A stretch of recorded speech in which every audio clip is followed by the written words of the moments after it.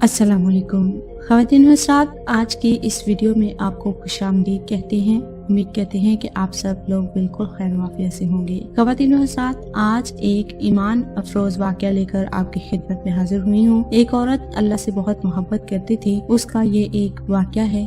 امید ہے کہ ہماری آج کی ویڈیو آپ کے لیے رہنمائی کا باعث ہوگی۔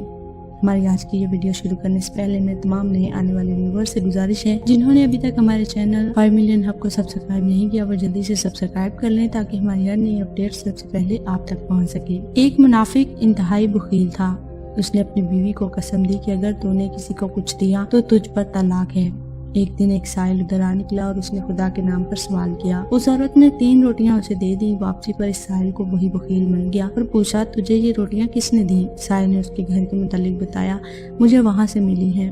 بخیل تیز قدموں سے گھر کی طرف چل پڑا اور گھر پہنچ کر بیوی سے بولا، میں نے تجھے قسم نہیں دی تھی کہ کسی سائل کو کچھ نہیں دینا؟ بیوی بولی، سائل نے اللہ کے نام پر سوال کیا تھا لہٰذا میں رد نہیں کر سکی۔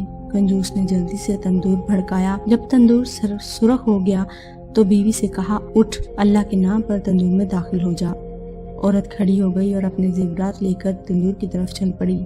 کنجوس چلایا، زیورات تو یہیں چھوڑ جا۔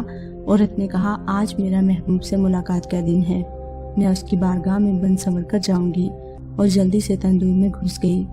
اس بدبخت نے تندور کو بند کر دیا۔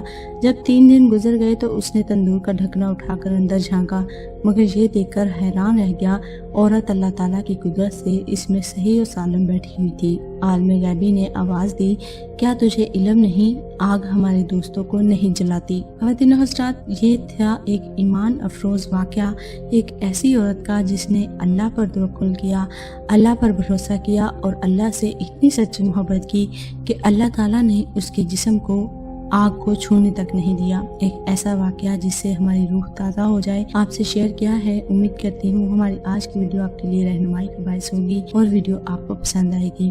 ملتے ہیں ایک اور ویڈیو کے ساتھ، تب تک کے لیے ہمیں دیجیے اجازت۔ اپنا اور اپنے ساتھ دوسروں کا ڈھیروں خیال رکھیے۔ اللہ حافظ۔